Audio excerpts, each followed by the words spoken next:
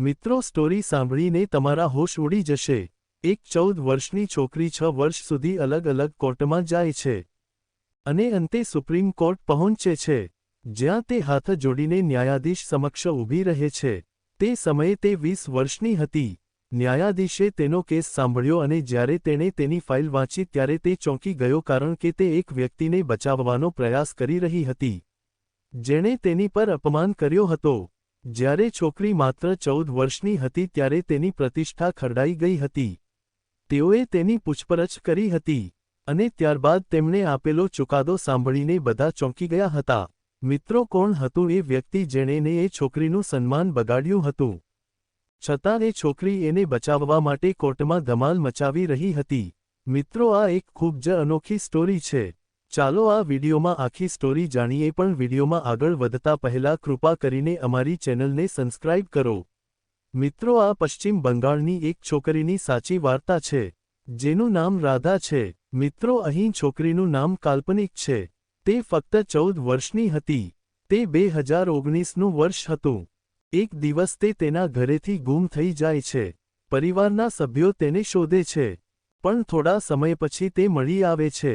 મિત નામના 26 વર્ષના યુવકે તેમની પુત્રીનું અપહરણ કર્યું છે।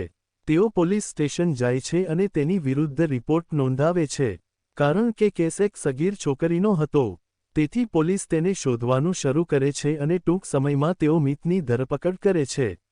પછી તેઓ રાધાને તેના ચુંગાલમાંથી મુક્ત કરે છે, કારણ કે તે સગીર હતી અને માત્ર 14 વર્ષની હતી।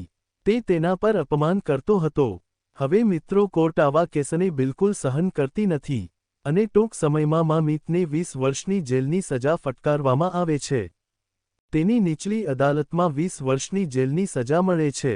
પણ હવે રાધા તેના ઘરે પાછી આવે છે। તે તેના માતા-પિતા સાથે તેના પરિવાર પાસે આવે છે। જ્યારે તેના પરિવારના સભ્યોને ખબર પડે છે કે તે પોતાની મરજીથી મિત સાથે ગઈ છે, ત્યારે તેઓ રાધા પર ગુસ્સે થવાનું શરૂ કરે છે। તેઓ તેનું અપમાન કરે છે, તેને માર પધરાવે છે। રાધા તેનું ઘર છોડી દે છે। હવે તે અહીંની નથી કે ત્યાંની નથી, જેની સાથે તે પોતાની મરજીથી ગઈ હતી। તે જેલમાં હતો। તેને 20 વર્ષની સજા ફટકારવામાં આવી હતી અને તેના માતા-પિતાએ તેનો ત્યાગ કર્યો હતો। દુનિયા તેને ટોણો મારી રહી હતી। તે સમજી શકતી ન હતી કે તેણે ક્યાં જવું જોઈએ અને પછી તે ફરીથી મિતને યાદ કરવા લાગે છે। એક દિવસ તે જેલમાં મિતને મળવા જવાનું નક્કી કરે છે અને ટૂંક સમયમાં જ મિત તેને જુએ છે। ત્યારે તે તેને મળે છે તો તે ચોંકી જાય છે અને તેણીને પૂછે છે કે તે અહીં કેમ આવી। તે કહે છે, કારણ કે હું તને પ્રેમ કરું છું। તો મિત કહે છે કે જો તું મને પ્રેમ કરતી હતી તો તે મને સજા કેમ આપી? અને તે શા માટે કહ્યું કે મેં તને જબરીથી અહીં લાવ્યો? મેં તારી સાથે એવું બધું કર્યું કે જે કંઈ થયું તે સંમતિથી થયું। પણ રાધાએ કહ્યું કે મને ખબર નહોતી કે તને આટલી મોટી સજા મળશે। લોકો કહેતા હતા કે તને 4 મહિનાની સજા મળશે, તે પછી તને છોડી દેવામાં આવશે। પણ હું તને પ્રેમ કરું છું અને તારી સાથે રહેવા માંગુ છું। રાધા કહે છે કે શું આટલું સરળ છે?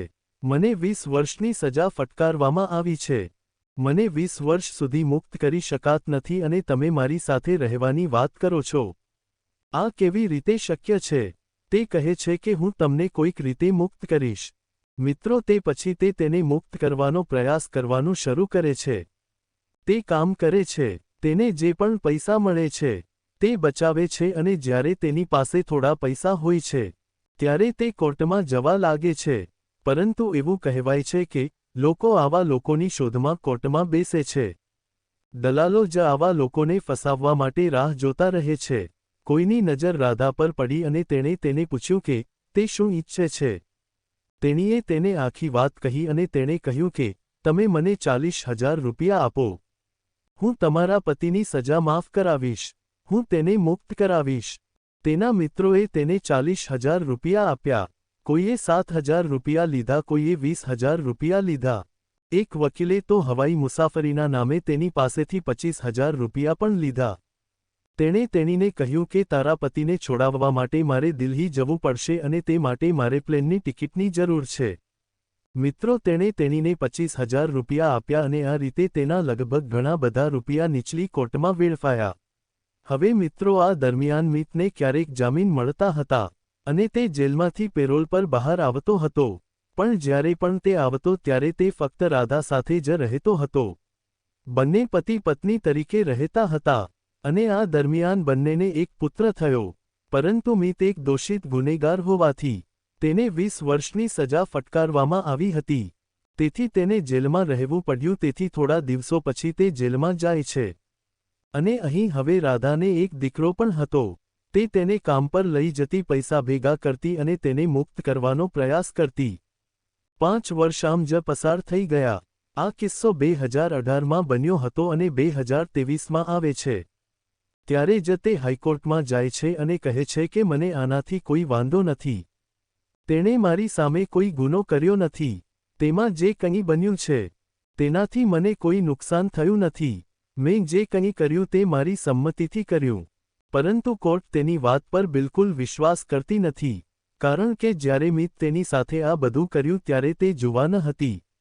આજે ભલે તે 19 વર્ષની છે, 2018માં તે 14 વર્ષની હતી, 2023માં તે 19 વર્ષની થઈ ગઈ છે, છતાં કોર્ટ તેની વાત માનતી નથી. પરંતુ તે વારંવાર ન્યાય માટે વિનંતી કરે છે. તે કહે છે કે મારું શું થશે, મારા બાળકનું શું થશે. પછી કોર્ટ આના પર કાર્યવાહી કરે છે અને મિતની સજા માફ કરે છે. સજા માફ થતાની સાથે જ રાધાના પરિવારને તેના વિશે ખબર પડે છે.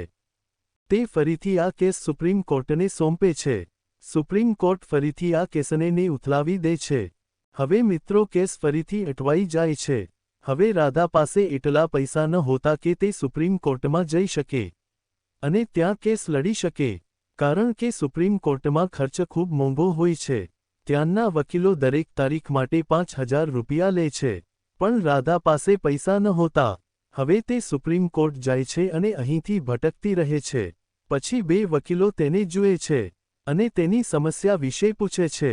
તે આખી વાર્તા કહે છે કે જ્યારે હું 14 વર્ષની હતી ત્યારે કોઈએ મારું અપહરણ કર્યું હતું અને આજે હું તેનો કેસ લડી રહી છું. 7 વર્ષ થઈ ગયા છે અને સમાજે મને નકારી કાઢી છે. મારા માતા પિતાએ મને ત્યાગ કરી દીધો છે. મારે એક બાળક છે. મારે ક્યાં જવું જોઈએ? વકીલે કહ્યું, કોઈ વાંધો નહીં. અમે તમારો કેસ મફતમાં લડીશું અને તમને ન્યાય અપાવીશું. પણ હવે આ મામલો એટલો સરળ ન હોતો તો તેઓ તેનો કેસ દાખલ કરે છે અને જ્યારે તેઓ સુપ્રીમ કોર્ટમાં જાય છે. હવે જ્યારે તે 2025માં આમે મહિનામાં ન્યાયાધીશ સમક્ષ રાધા જાય છે, ત્યારે આખરે જ્યારે સુનાવણી ચાલી રહી હતી, ત્યાં એક ન્યાયાધીશ હતા, જસ્ટિસ ઉજ્જવલ ભુનિયા, અને એક ન્યાયાધીશ જસ્ટિસ અભ્યોકા. બંનેએ તેનો કેસ ખૂબ જ ઊંડાણપૂર્વક સાંભળ્યો અને છોકરી માનસિક રીતે બીમાર છે કે નહીં તે જાણવા માટે તેને પૂછપરછ કરી. નહીંતર કોણ કોઈને મુક્ત કરે છે અથવા કોઈ એવી વ્યક્તિ સાથે કોઈ સંબંધ જાળવવા માંગે છે જેણે તેની સાથે ન કરવાનું વર્તન કર્યું હોય અને તેની સામે ગુનો કર્યો હોય, તો ન્યાયાધીશ તેને પૂછે છે કે પરંતુ વ્યક્તિગત રીતે તે દરેક પ્રશ્નનો જવાબ સંપૂર્ણ પ્રામાણિકતાથી આપે છે. રાધા કહે છે કે મને આ સંબંધથી કોઈ સમસ્યા નથી અને તેણે ક્યારે મારી સાથે ગેરવર્તન કર્યું નહીં, કારણ કે હું મારી પોતાની મરજીથી ત્યાં ગઈ હતી. ભલે હું તે સમય નાની હતી, મને ખબર હતી કે તેના પરિણામો શું આવશે. તેથી હવે હું ક્યાંય નથી. હું તેને મારો પતિ માનું છું અને તે મને તેની પત્ની માને છે અને અમારા બંનેના લગ્ન મંદિરમાં થયા. અમારે એક બાળક છે. જો તે મારા અને મારા બાળક માટે છોડી દેવામાં આવે તો તેઓ પણ વિચાર માંપડી જાય છે. પણ પછી તેઓ કેટલીક ટીમો બનાવે છે જે છોકરીનું કાઉન્સેલિંગ કરે છે. તે રાધાની માનસિક સ્થિતિ સમજે છે અને પછી જ્યારે તેઓ કોર્ટમાં પોતાનો રિપોર્ટ રજૂ કરે છે ત્યારે તેઓ કહે છે કે રાધાની જે કંઈ પણ વાત છે તે સંપૂર્ણપણે સાચી છે. તેની તેના બાળકના ભવિષ્ય અને તેના પતિ વિશે ખૂબ જ ચિંતિત છે, જેને કોર્ટે ગુનેગાર જાહેર કર્યો છે અને જેના પરિવારના સભ્યો તેને ગુનેગાર માને છે. હવે સુપ્રીમ કોર્ટના ન્યાયાધીશો હતા, ન્યાયાધીશ અભયોકા અને ન્યાયાધીશ ઉજ્જવલ ભુનિયાએ ઘણી વિચાર વિમર્શ પછી આખરે મિતની સજા માફ કરી અને 23 મે 2025ના રોજ તેને માનપૂર્વક નિર્દોષ જાહેર કર્યો. હવે મિત્રો મિત અને રાધા બંને એક નવું જીવન શરૂ કરશે. આવી જ સ્ટોરી સાંભળવા માટે ચેનલને સબસ્ક્રાઇબ અને વિડીયોને લાઇક કરજો મિત્રો. ધન્યવાદ.